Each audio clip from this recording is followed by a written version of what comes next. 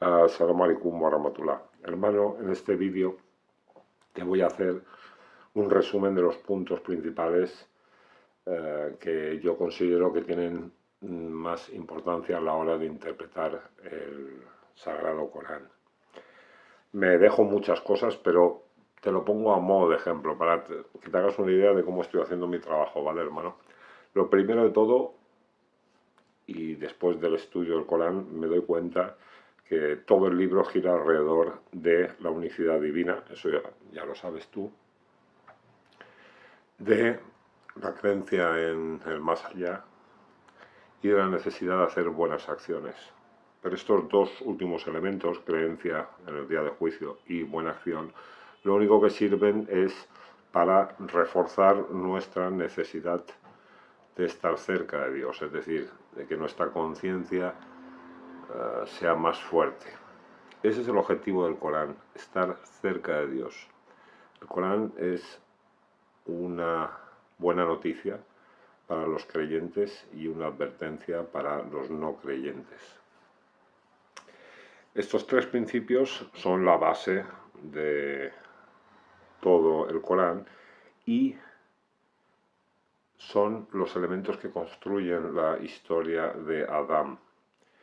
El resto de historias que tú ves en el Sagrado Corán son una repetición de la historia de Adán, lo único que incluye variantes y añadidos que nos muestran más detalles sobre la perspectiva que estemos analizando en un momento determinado. Pero es la repetición de la historia de Adán, ¿de acuerdo? Solo hay una historia en el Corán, las otras son una repetición de esa. Después tienes que saber que todos los preceptos del libro aparecen reflejados en las historias del Corán, es decir, las narraciones que hacen referencia a los profetas son como un cortometraje en el que tú ves el resto de preceptos y valores que aparecen en el Sagrado Corán. Son la aplicación práctica de las enseñanzas del libro, las historias de los profetas. A la hora de interpretar tienes que tener en cuenta, hermano, que el Corán se contesta a sí mismo. Cuando tú quieres conocer algo del Corán, tienes que buscarlo dentro del Corán.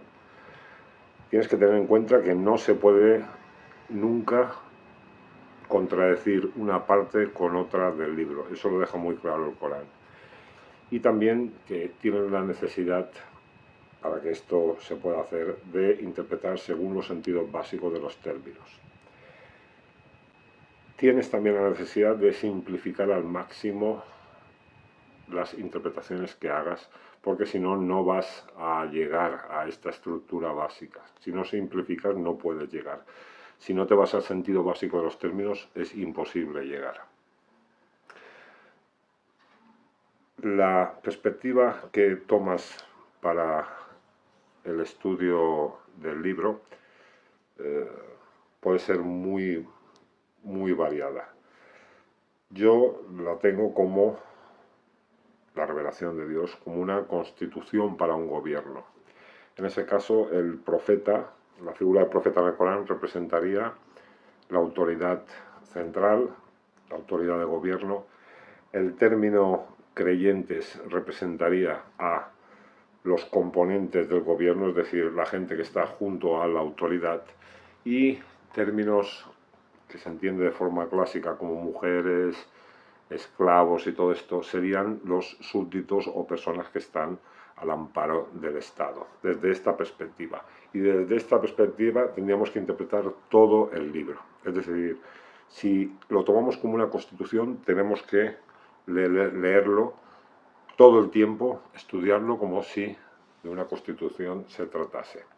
Claro, desde esta perspectiva nos centraríamos en un orden sociopolítico, en lo que serían pactos, derechos y responsabilidades de los componentes de la sociedad o de los grupos. No se estaría hablando, por ejemplo, cuando se dice hombre-mujer, pues no se estaría hablando de hombre-mujer, se estaría hablando de una comunidad o una parte fuerte y una comunidad débil o una comunidad que no es tan poderosa como la otra.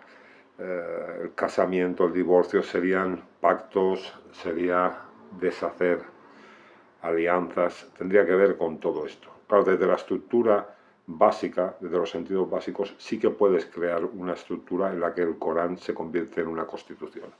Luego podríamos tomar una perspectiva que sería pues como una especie de manual sobre cómo conducir una familia o una pequeña comunidad.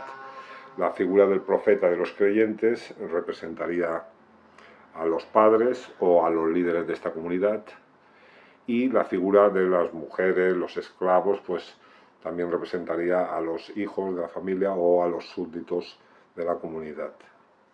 También podríamos estudiar el Corán como un tratado sobre la naturaleza del ser humano, sobre tu propia naturaleza. La psicología y espiritualidad del ser humano sería lo que intentaríamos encontrar en el libro. Así se entendería, por ejemplo, el término zauja o pareja o compañero, incluso Saitán, como partes de nuestro yo. Por ejemplo, la historia de Adán no dice Adán y su mujer, dice Adán y su par. Zauja es el par de algo, ¿no? Rajal sería la parte, digamos, intelectual de la persona. Nisa tendría que ver con los sentimientos. Es decir, los términos, en su sentido más básico, nos darían una visión acertada, no, completamente correcta sobre la naturaleza del ser humano. Hay muchas más formas o perspectivas de interpretar el Corán, hermano. Yo te estoy dando solo algunas. Pero claro, si tú tomas una de estas perspectivas, tienes que interpretar todo el libro desde esta perspectiva. También debes saber que el Corán, en su forma original, no tiene títulos de sura, solo observa separaciones o unas líneas así entre una sura y otra. También podríamos interpretar el Corán por bloques, es decir, a partir de las basmalá. Sabes que falta una en el capítulo 9. Esto sería pues interpretar continuando desde el capítulo 8. Así el texto quedaría dividido en 113 partes y basmalá, que significa el nombre de Dios, el misericordioso, el compasivo. Misericordia y compasión tiene que ver con favor.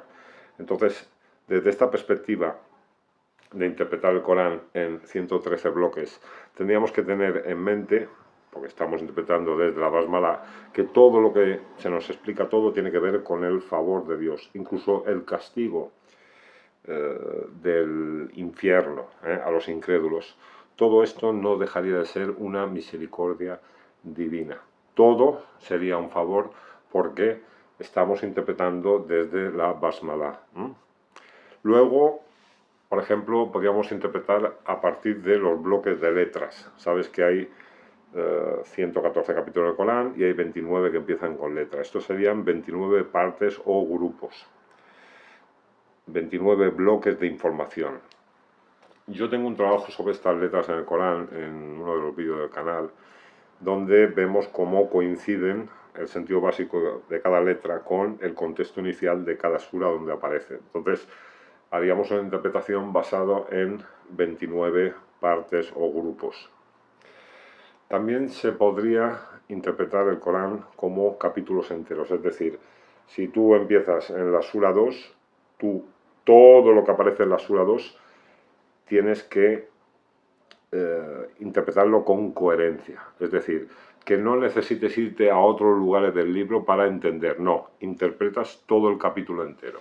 Y para esto, el sentido básico de los términos es crucial, porque, por ejemplo, si está hablando de un tema determinado, tú te das cuenta que muchas veces en el Corán empieza a hablar del alcohol o empieza a hablar de el cerdo. Claro, parece que está hablando de otro tema. Entonces, si nos vamos al sentido básico de estas palabras, pues en lugar de estar hablando de repente del alcohol o del cerdo, estaría hablando de intoxicar la mente o del orgullo. Si nos vamos al sentido básico de los términos, la estructura nos permite interpretar cada capítulo de forma individual, sin tener que ir a otro. En la estructura más básica necesitarías entender que Malik y Malaika en realidad tienen un sentido básico que es fuerza. Entonces, no tendrías por qué entender que se está hablando de un ángel o de un militar, por ejemplo, de alguien poderoso. No, siempre lo entenderías como fuerza en la estructura más básica del Corán. Lo mismo pasaría con Salat, lo entenderías como cercanía o purificación o cumplimiento del precepto, y Zakat como crecimiento y desarrollo, su sentido más básico. Hermano, te he puesto solo unos ejemplos y es solo para que veas cómo hay distintas formas de enfocar el estudio del Sagrado Corán. Ya haremos más vídeos, tal vez dando un poquito más de detalle de cada una de las perspectivas. Hay muchas más, ojo, te estoy poniendo las más básicas, ¿eh? Hay muchas más formas, pero bueno, creo que para hacer un trabajo sobre estas no basta una vida entera.